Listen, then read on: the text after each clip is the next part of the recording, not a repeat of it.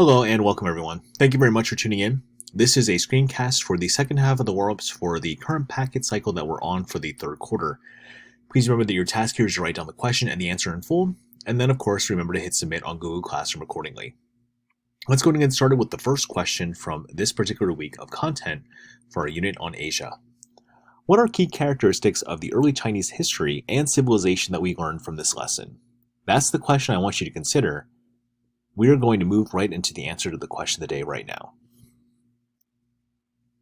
Number 1. In terms of early civilization, distant clans did settle around the Yellow River Valley in China, or the Huanghe River, and they established a civilization that would later grow to, of course, form much of China as we know today.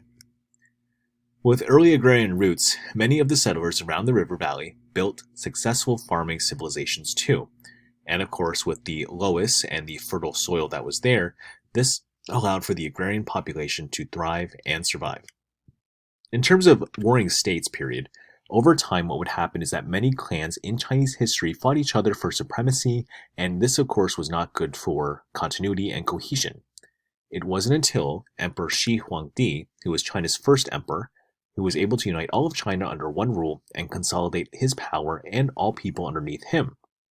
In his search for the fountain of youth, and also of course for control, he would be successful in many ways of bringing China together. Additionally, here we can't overlook the importance of the Great Wall of China, which helped protect and unite all of China. It was established on the northern border of China for the time, and it allowed for civilization to be protected and expand. And last here, many early inventions made China a key player in world history. Many iconic inventions such as the crossbow helped with military means, and silk made China beyond wealthy. It wouldn't be until later until other people from other places and pockets around the world would come in contact with China and the Silk Road that would forever change the world. Now let's move on to the next question of the day for Thursday and Friday. The next question here states, from Thursday and Friday's lesson, how exactly did China change under the rule of the Han Dynasty? So in this particular lesson, we're going to be looking at the changing China that we begin to see with new dynastic power and rule in mind. Let's go ahead and get started with the answer to this particular question. Number 1, the rise of the Han basically came to be, in a sense, a mandate for what the Chinese people wanted. They reversed many of the policies of the Qin dynasty, and they tried to keep China together. Don't get me wrong, some of the things that the Qin dynasty did do obviously worked. However, their approach to many of the governmental policies were, of course, not as well received. So this type of change was important. There's also a philosophical change too. They replaced much of the legalist policies with Confucianist policies, and of course they essentially threw it back to the Confucianist early ideas of Confucius himself. And they considered family as a center for the ways and means of life. Also under the Han, bureaucracy began to grow for the better. The Han retained the administrative offices and powers, and they made government positions more of a meritocracy, where a system of choosing government officials based off of their merit and their ability was deemed to be more important than bloodline and family. Additionally, more inventions shaped life. Printing, paper, the seismograph, silk, and so much more.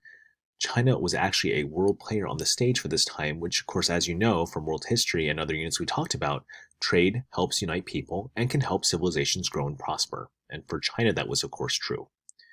In terms of prosperity, the Silk Road was one of the things that of course led to this prosperity, as the trade routes helped unite China to the rest of the world, the Qian to the Middle East, to India, and to Rome. All these different types of people spread not only goods, products, and services, but also ideas that would change the world.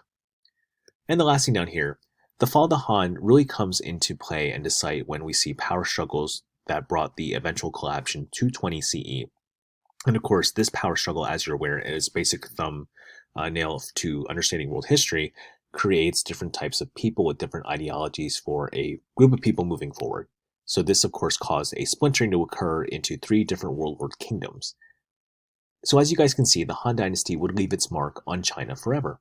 Through many different ways, you can see the importance of the Han through some of these reasons listed here. Thank you so much for tuning in, and good luck completing the rest of the warm packet cycle, and please remember to hit submit. Thank you.